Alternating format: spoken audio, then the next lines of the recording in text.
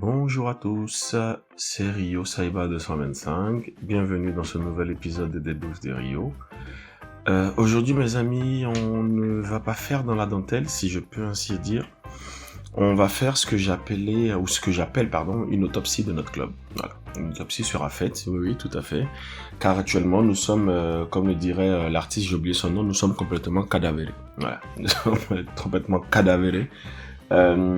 Et c'est très moche, c'est très très moche. Je suis un peu malade, j'ai une sinusite qui me lâche pas depuis un bon bout de temps, donc des petits maux de tête incessants, je renifle en 2-3 paroles. Pardon pour ça. Et aussi, je tiens à préciser que quand tout va bien, j'arrive à être très éloquent, comme vous pouvez le voir, hein, je parle bien là, hein, c'est mignon, c'est joli. Et à parler surtout comme l'Académie française le veut. Hein. Mais quand les émotions prennent le dessus, mon côté ivoirien remonte à la source. Hein. Il y a un petit noussi qui remonte à la surface. Du coup, il y a des articles, des déterminants qui sont oubliés, des syllabes qui sont avalées. Pardonnez-moi d'avance, voyez-moi comme votre petit frère. Je sais aussi que j'ai parfois un débit de parole un peu rapide. Je me suis réécouté, j'avoue que je débite un peu trop vite. J'essaierai d'améliorer ça au fil du temps et au pire, je pourrais remettre la faute sur le noussi qui sommeille en moi. Voilà. Au pire, je dirais c'est de sa faute. Donc voilà. Désolé pour tous les petits bobos au niveau de la qualité audio. J'ai pas encore vraiment un setup qu'il faut pour vous donner une qualité optimale. Cela dit, même si j'ai pas le setup, vous devez vous préparer aujourd'hui sur cette capsule, sur cet épisode. Nous allons entrer dans un labo auditif. D'accord, pour effectuer notre autopsie. Parce que le club est malade, voire même mort. Voilà. L'histoire des Galacticos, j'ai l'impression, se répète, mais en plus moche. Voilà. Parce que là, actuellement, nos stars, pour la majorité, sont des gamins pleurnichards qui n'ont aucune notion de l'équilibre, droit et devoir dans la vie. Voilà, il faut le dire. En tout cas, par rapport au football. Hein. Voilà. Et du coup, dans cette autopsie, nous allons entrer dans tous les détails possibles, voilà, faire un diagnostic joueur par joueur. J'ai vraiment préparé l'épisode, hein. Je pense que c'est l'épisode que j'ai préparé le plus depuis qu'on a commencé. Voilà, faire un diagnostic joueur par joueur, effectuer une synthèse collective. Je vais aussi vous expliquer pourquoi, en tant que passionné du football, il faut faire attention, car il y a une grande différence entre corrélation et causalité. Et malheureusement, ces deux termes-là peuvent tellement se ressembler, mais sont des choses très distinctes et qui vont fausser un peu notre analyse, fausser un peu notre jugement.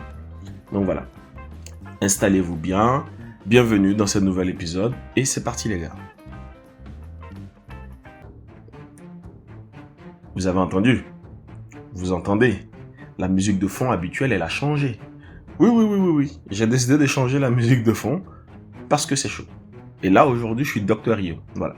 Et je compte sur vous, d'ailleurs, pour partager au maximum cet épisode, car je reste convaincu que si les décisionnaires de Madrid, l'entraîneur et les joueurs écoutent mon épisode d'aujourd'hui, ça aura un impact indéniable sur l'équipe. Alors, attention, je ne dis pas que j'ai la solution, mais je dis juste que mon autopsie se veut d'être une étape assez importante pour la guérison de notre club. À la fin de l'épisode, j'attendrai de vous qui m'écoutez, merci encore la famille pour ça, vos avis. Et d'ailleurs, merci, je ne le dirai jamais assez, hein, voilà.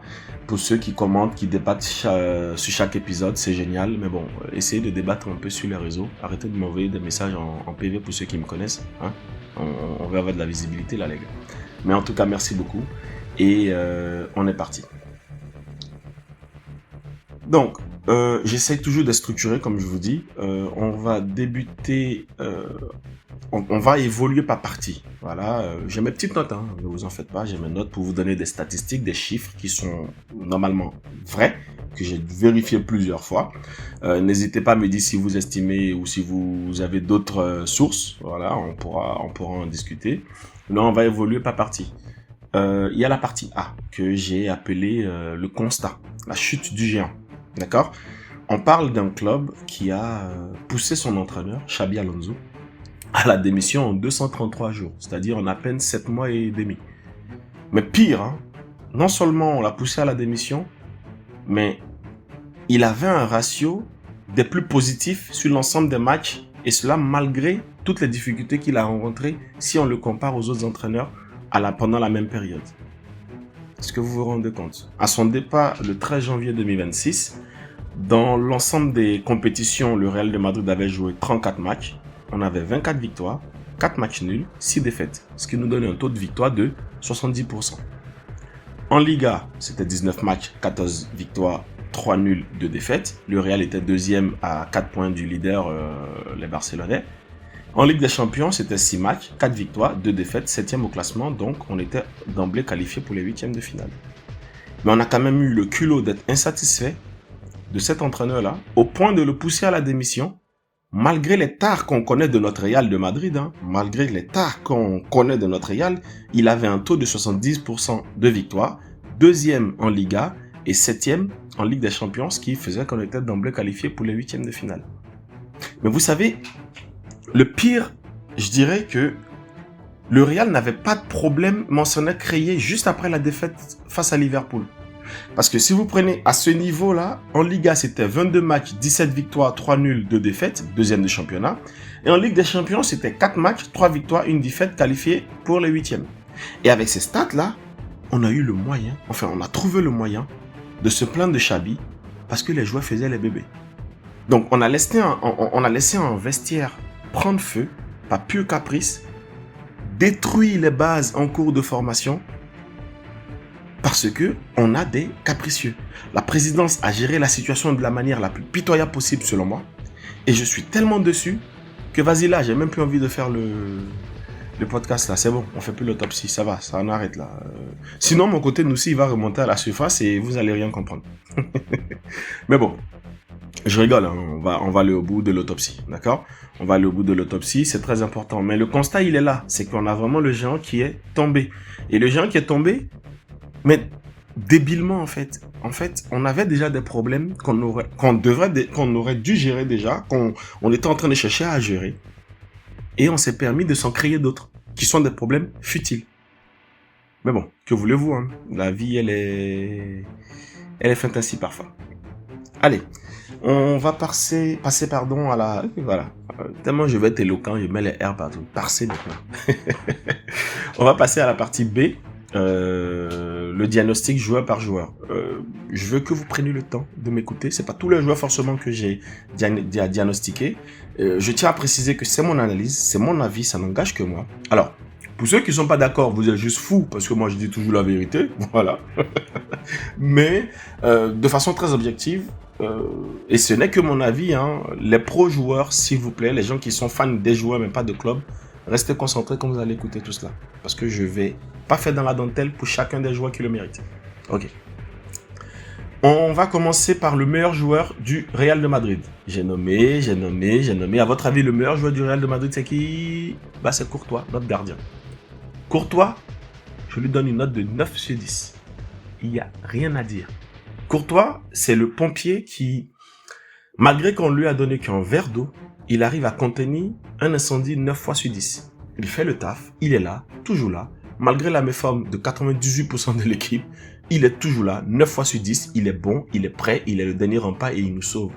Sans lui, je peux le dire haut et fort, aujourd'hui, nous ne valons quasi rien. Merci Courtois. Si jamais tu passes par là, Courtois, merci. Cette équipe-là ne te mérite pas. Depuis la saison 2024-2025, cette équipe ne te mérite pas. Tu es le meilleur et merci beaucoup. 9 sur 10 le pompier. Ça, c'est pour Courtois. Au niveau de la défense, de manière générale, je dirais qu'on a une défense décimée entre blessure et nullité. Oui. Ça allait peut-être violent, mais c'est un fait. Blessure et nullité. Les blessures, on va pas trop parler, mais la nullité, on va taper là-dessus. Ok? Les blessures, je dirais que peut-être on a un problème de préparation physique, mais bon, on a certains, on verra. On commence par exemple avec Trent Alexander-Arnold, j'espère que je prononce bien. Blessé quasi depuis son arrivée. Hein. Le transfert le plus cher qui au final ne joue pas. En espérant qu'on n'aura pas un Eden Hazard bis. Voilà. Pas grand chose à dire, je peux pas lui donner une note, il est blessé. Militao, je dirais c'est taulier et pilier de la défense, il faut le dire. Au vu des prestations qu'on a pu voir cette saison, on peut que conclure qu'il nous faisait du bien en défense. Malheureusement, notre pilier est à l'infirmerie. On ne peut plus compter sur lui actuellement. Difficile de lui donner une note. Donc, comme j'ai dit, défense décimée entre blessure et nullité. Là, c'est 2 blessures. Ensuite, on a un gars que j'adore, Rudiger, Loco, hein, le rock. Malheureusement, il nous montre des signes de fatigue, de vieillesse, si je peux dire. Les blessures s'accumulent. L'efficacité, elle diminue. Un autre fantôme, en vérité. Vous voyez, c'est un autre fantôme. On a Cavaral, qui est pareil que Rudiger, mais je dirais pas que l'efficacité diminue, mais les blessures s'accumulent. Les signes de fatigue et de vieillesse sont là. C'est... voilà. Je sais pas encore, j'arrive pas encore à le noter. Asensio. Je dirais, lui, c'est l'apprenti sorcier. Il a quelque chose, il a un truc en lui. Mais le problème, c'est que le feu qu'il a en lui met plus le feu au labo qu'il ne crée de remède. et vous savez, hein, on va pas se mentir. Le fait qu'il soit titulaire aujourd'hui, malgré ses tares, n'est que symptomatique du problème de la défense du Real. Il n'y a personne d'autre. Du coup, obligé de titulariser un joueur qui manque cruellement de maturité, même s'il arrive à nous faire du bien parfois. Mais qu'est-ce qu'il est con parfois. Pardon, si jamais tu passes par là, d'ailleurs tu comprends pas le français, c'est génial. Mais pardon, mais qu'est-ce qu'il est con. Parce que son manque cruel de maturité, c'est incroyable. Et ça sert à rien de parler de cette duel aérien. C'est bien simple, il n'en gagne presque jamais. Mais il confond agressivité et sauvagerie un peu trop de fois. Et le problème, c'est que c'est le défenseur central. Une erreur du défenseur central, c'est une occasion de but pour l'adversaire. Je lui donnerai quand même 5 sur 10. Il peut mieux faire. Je pense qu'il a des capacités, mais il est un peu trop dans l'émotion, il est un peu trop dans la sauvagerie. S'il gère ça, je pense que ça peut le faire. Ensuite, nous avons un gars avec qui, et je m'en fous de ce que vous allez penser, je pense même que la plupart des personnes qui vont écouter seront d'accord avec moi, Dean Huijsen. Lui, je lui mets un bon 3 sur 10.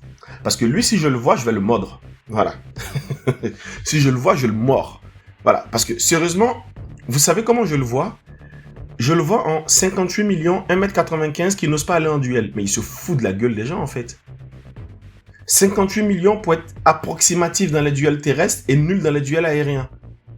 Son entourage nous parle de fatigue. 58 millions, 20 ans. Tu crois que tu as le droit d'être fatigué en début de saison? Tu te fous de nous? Dans quel monde de fainéantise vit ce Real? 3 sur 10. Et j'espère qu'il va se ressaisir parce que franchement, actuellement, il est l'archétype du pétard mouillé. On a cru au début que ça allait être l'élément. Mais au final, toute sa taille là, je sais pas. Voilà, comment ça parle en nous aussi. Franchement, c'est pitoyable. C'est vraiment pitoyable. Mais bon, on espère qu'il va se ressaisir. Hein. Et comme je dis, c'est symptomatique. Il est titulaire ou il joue parce qu'on n'a pas le choix, il n'y a que lui. Vous voulez mettre qui d'autre? Les autres sont blessés ou ils sont vieux? Il y a qui d'autre en défense dont je voulais parler? Il y a Carreras. Alors, Carreras, 6,50 sur 10. Parce que pour moi, c'est l'espoir qui refuse de grandir. Parce que quand il est là, il apporte de la fraîcheur.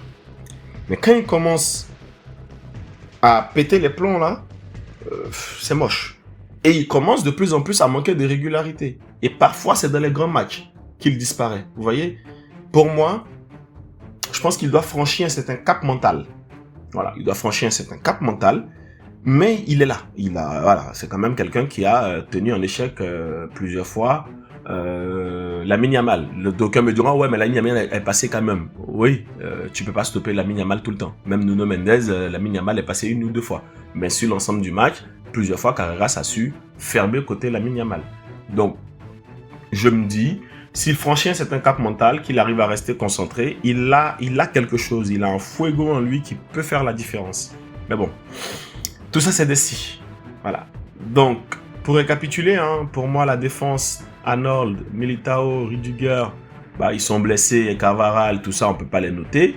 Asensio, 5 sur 10. Huijsen, 3 sur 10. Carreras, 6,50. Voilà, en vérité, on n'a plus rien. Fran Garcia, c'est un défenseur, bon, voilà, c'est du qui tout double. Tantôt il est là, tantôt il est pas là, bon. C'est moche, hein.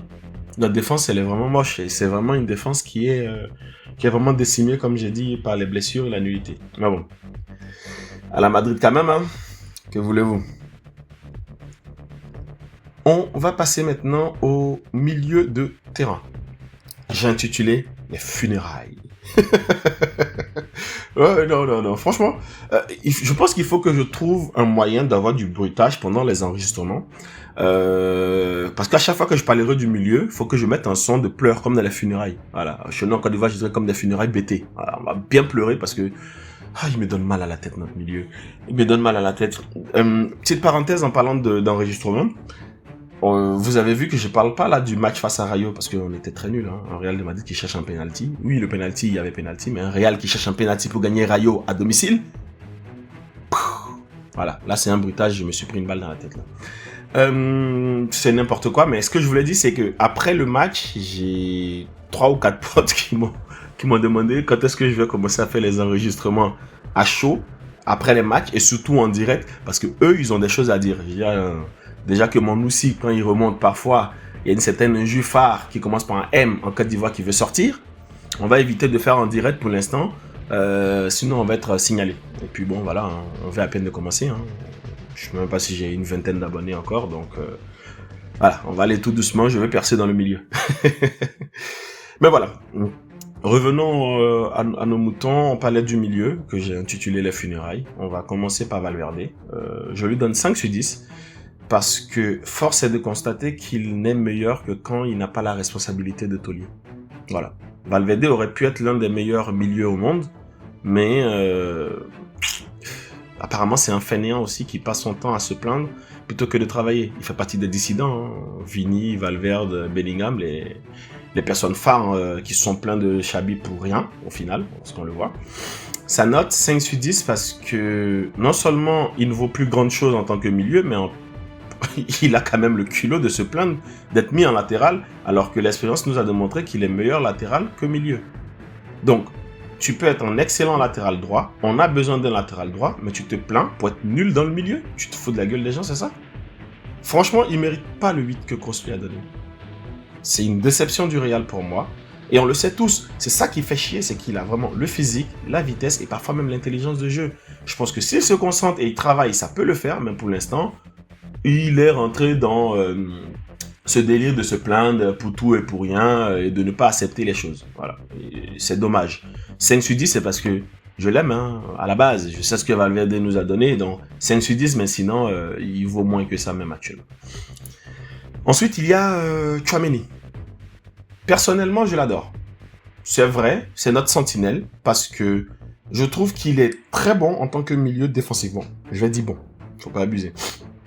Pardon. Donc, je lui mets un 6 sur 10, car même s'il est bon, il fait le fou parfois. Il y a des matchs où tu as l'impression qu'il est à côté de la plaque, alors qu'il sait que derrière lui, la défense, elle est nulle. Donc, c'est difficile. Par contre, ceux qui le jugent sur ses prestations en tant que défenseur central, moi, je vais vous répondre ceci.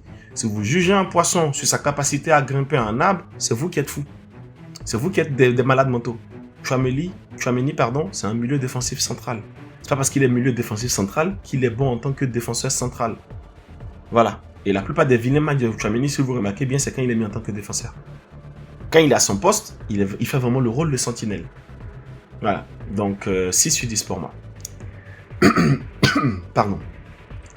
Kamavinga, je lui donne 5 sur 10, parce que lui aussi, si je le vois, je le mords. Parce que lui, là, c'est un vrai couteau suisse, mais il s'amuse trop quand il a la balle. Et souvent, ces pertes de balles se soldent par un but sur contre-attaque contre nous, en fait. Il m'énerve tellement quand il fait ça. Parce que, tout comme Valverde, il est meilleur latéral gauche qu'il n'est milieu actuellement. Mais il a le culot quand on le place en latéral gauche. Par contre, je me dis dans un pivot de sentinelle avec Tchouaméni, ou Valverde, ou Ceballos, Kamavinga peut faire la différence. Si bien sûr il reste concentré, parce que ces pertes de balles là, ah putain, c'est épuisant. C'est vraiment épuisant quand il fait ça. Ça m'énerve même quand il fait ça. Mais bon, 5 sur 10 pour ce qu'il a pu représenter au Real et ce qu'il peut donner. Bellingham, un autre dissident. ça va peut-être paraître méchant, 5 sur 10. Mais je suis désolé, hein. Bellingham, tu ne peux pas venir en donnant l'espoir d'être un nouveau Zidane et finir en touriste. Voilà. Et je vous vois venir, hein. Vous allez me dire, c'est la faute à Mbappé, nanani, nanana. Vous êtes juste une bande d'incultes, ceux qui disent ça. Bellingham a été recruté pour être un milieu offensif central. Si vous ne connaissez pas le football, asseyez-vous, le docteur Rio va vous le dire. Un milieu offensif central, c'est un joueur clé qui va créer un lien entre le milieu et l'attaque. Il va évoluer généralement dans les espaces avancés, juste derrière les attaquants. Juste derrière les attaquants. Sa mission primaire, ça va être de créer, de faciliter les occasions de but, tout en participant bien sûr à l'organisation du jeu. Donc, ce qui veut dire que Bellingham n'est pas censé aller se promener dans la surface de réparation à la fuite des buts. Non, il doit créer et faciliter les occasions de but, organiser les buts. Organiser le jeu même, j'ai envie de dire. Mais désolé, je suis désolé. Un milieu qui est en balade offensive en détriment du milieu, je dis Burke. Voilà pourquoi je mets 5 sur 10. Parce qu'on sait qu'il a la capacité d'être un bon meneur. Mais je pense qu'il est dans un délire là, comme quand il arrive au Real, on n'avait pas un neuf, ou on n'avait pas d'avant-centre, donc il nous a aidés. Il n'arrive pas à démordre du fait que c'est un milieu offensif central. Donc pour moi, Burke, 5 sur 10. Et je pourrais même mettre moins, hein. Faut dire la vérité. Ensuite, on a Arda Güler. Arda Güler, pour moi, c'est la lueur d'espoir que le Real s'obstine à éteindre. Je lui mets un bon 7 sur 10. Car il faut le dire, en tant que milieu, je le trouve meilleur que Bellingham au poste de milieu offensif central. Car il est là pour organiser et servir, les gars. Il n'est pas là pour... Il est dans l'organisation et le service. Malheureusement, il ne peut pas être titulaire indiscutable au Real parce que au Real, c'est le nom avant la compétence qui te place sur le terrain. Et ça, c'est bien dommage. Mais en tout cas, je lui mets un 7 sur 10. Parce que, il faut le dire, il a des tares. Quand on n'a pas la possession, ses couvertures défensives, elles sont moches, elles sont quasi inexistantes. Ça se voit que c'est un joueur de possession. Quand l'équipe a la possession, c'est magnifique. Quand on doit défendre, c'est horrible. C'est horrible. Donc, je peux comprendre qu'il ne soit pas titulaire, mais il est meilleur que Bellingham actuellement et j'ai plus confiance en lui qu'en Bellingham, en tant que milieu, il faut le dire. Il y a qui d'autre dans le milieu? Il y a Ceballos. Ceballos, moi je dirais c'est un remplaçant de rotation, hein. Pas grand chose à dire. Il peut être là comme ne pas être là, un peu comme Fran Garcia, pas grand chose à dire. Mais voilà, notre milieu, comme vous le voyez, on a celui qui se démarque du lot, qui n'est pas titulaire. Celui en qui on a fondé tous les espoirs, qui est en balade offensive. Ensuite, notre pivot, qui aurait pu être un très bon pivot, Tchouaméni, Kamavinga, il y en a un qui s'amuse trop, il y en a un autre qui est dans les vapes, et l'autre qui est milieu mais qui est meilleur en latéral droit se plaint alors qu'il n'est que meilleur en latéral droit. Et on a, comme je dis, c'est un funérail. Avec ce milieu-là, tu peux pas gagner de trophées. Tu peux pas. Avec ce milieu-là, tu peux pas gagner de trophées. Tel qu'il est présenté là, tu ne peux pas. Il faut le dire. On risque de finir, et je pense qu'on finira en saison blanche. Peut-être que je le dis parce que je me dis, si je dis ça et que la Providence veut me prouver que j'ai tort, mon équipe aura des coupes, bah c'est génial. Mais en tout cas, pour ce que je vois là, désolé, on est en funérailles au niveau du milieu. Il faut recruter. Il faut recruter. Papa Pérez, est-ce que tu m'entends? Recrute, s'il te plaît, dans le milieu.